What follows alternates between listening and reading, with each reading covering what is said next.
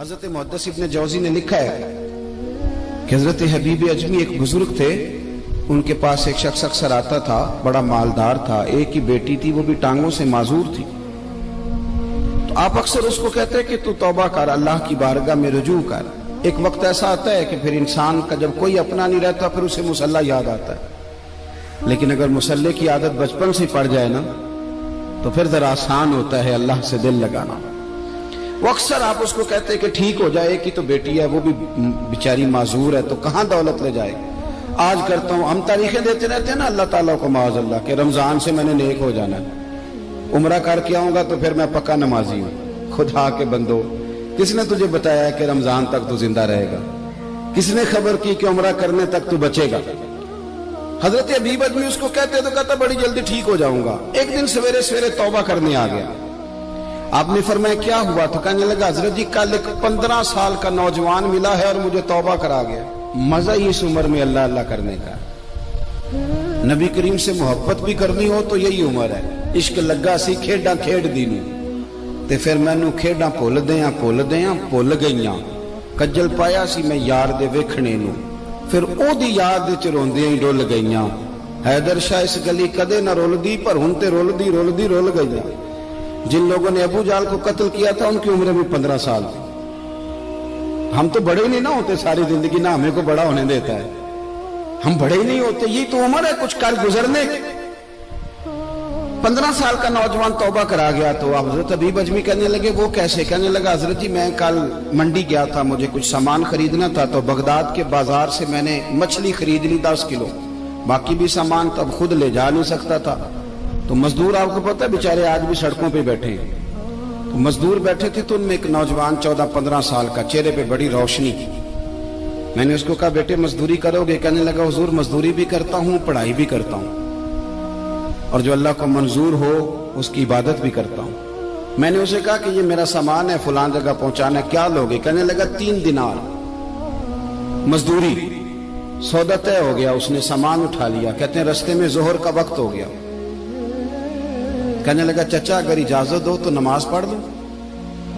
15 سال کا جواب۔ کہتے میں رکھ کے نا وہاں سامان تو پھٹے پہ بیٹھ گیا، وہ نماز پڑھنے چلا گیا، باقی لوگ دیر سے آئے، وہ بچہ جلدی آ گیا۔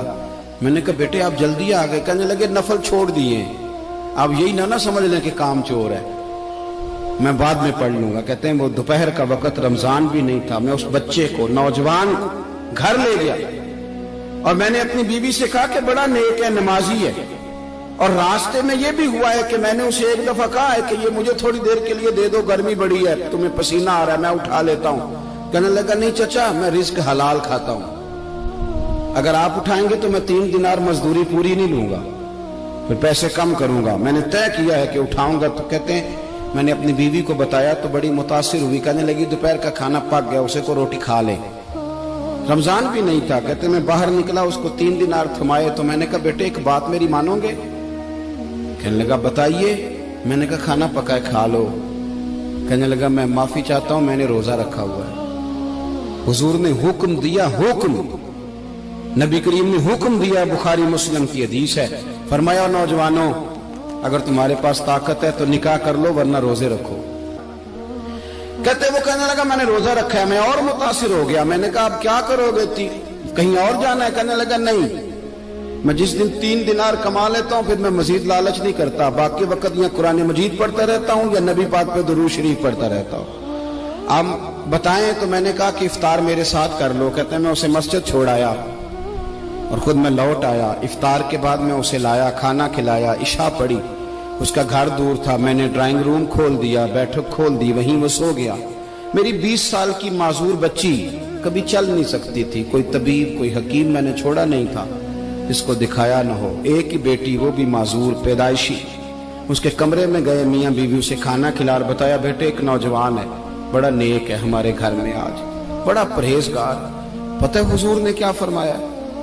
نبی کریم فرماتے ہیں جب نوجوان اٹھ کے تہجد پڑھتا ہے نا نوجوان، تو اللہ فرشتوں کے سامنے اس نوجوان پر فخر فرماتا ہے، اللہ فخر کرتا ہے کہ عمر دیکھو دیکھو یہ میری بارگاہ، اللہ فخر کرتا ہے، اللہ یعنی خدا خود میرے مجلس بود، اللہ فخر کرتا ہے۔ اب سوچے तो हमने अपनी बेटी को बताया कि नौजवान और बड़ा नेक है। तो कहते हैं वो खाना खिला के हम वापस आ गए। आधी रात का वक्त हुआ तो दरवाजे पे दस्तक हुई। बच्ची अपने कमरे में सो रही थी, हम अपने कमरे में, वो बैठक में। घबरा के उठे कि इस वक्त कौन है दरवाजे पे? तो बेटी कहने लगी अब्बा दरवाजा तो खोलना। कहते हैं दरवाजा खोला तो 20 साल हो गए थे बेटी को, कभी उसने चल के नहीं दिखाया था, कभी दौड़ के उधर जाती, कभी इधर आती। कहती अल्हम्दुलिल्लाह अल्लाह ने मेरी टांगे ठीक कर दी। हम दोनों रोने लगे, ए अल्लाह तू कितना करीम है, कैसे हुआ बेटे सारा कुछ? बेटी कहने लगी अब्बा आपने कहा था ना कि नेक नौजवान आया है, तो मेरे दिल में ख्याल आया अल्लाह अगर वाकई नेक है तो उसके सदके मुझे शिफा ही दे दे। या अय्युहल्लज़ीना आमनुत्तकुल्लाह वब्तगू इलैहिल वसीला।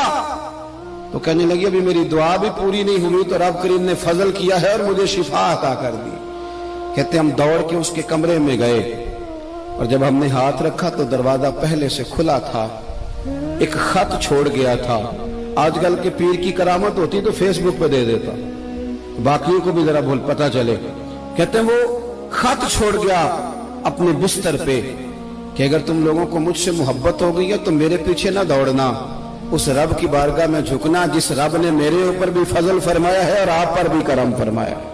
मेरे नौजवान दोस्तों, ये जो बचपना हमें लोग कहते हैं ना अभी बच्चे हो, अभी जब आप बालिग हो गए तो नमाज फर्ज हो गई, सच बोलना जरूरी हो गया, रिस्क हलाल खाना जरूरी हो गया, शरीयत सारी की सारी लागू।